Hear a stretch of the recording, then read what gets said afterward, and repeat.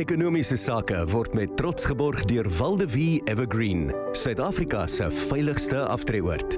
Geniet jou volgende hoofstuk met volkome gemoedsrus in die Kaapse wynlande.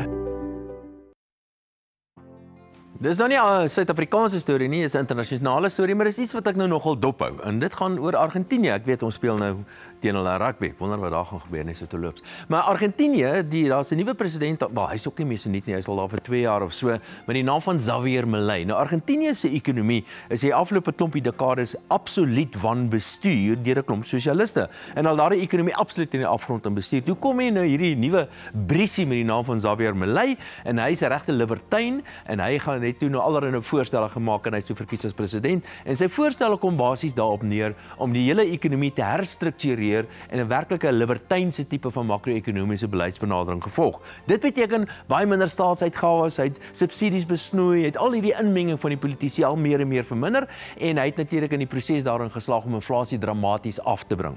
Daar's een groot fout wat hy gemaak het. En ek moet vir julle sê, as daar nou iemand is wat ek baie bewondering voor het, dan is dit Javier Milei van Argentinië.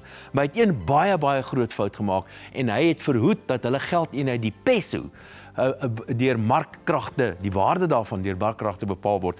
En die gevolg daarvan was dat hulle sentrale bank 'n klomp dollars moes gebruik het en nog steeds gebruik in 'n poging om die peso se waarde te handhaaf. En dit beteken jy verloor al meer en meer dollars. Jy verkoop dollars, dan koop jy die peso terug. Dis wat hulle gedoen het en hulle het baie dollars in die proses verloor en is tot so 'n mate dat hulle nou nie meer eintlik veel reserves oor het nie. Donald Trump het gesê hy gaan hulle nou probeer help, maar die werklike jammerte hierso is dat ek dink hier was 'n ekonomiese eksperiment in Argentinië wat baie goed sou gewerk het.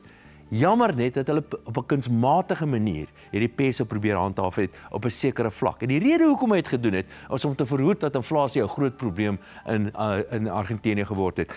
Ek hoop werklik waar dat hy gaan polities oorleef en ek hoop werklik waar hy gaan hierdie sogenaamde peg of hierdie pen met die peso en die dollar van ontslaa raak en laat die peso verswak en laat hulle maar die inflasie deurgaan, maar laat ons uiteindelik 'n suksesvolle ekonomie wat gebaseer is op vrye markbeginsels ernstig kan kry.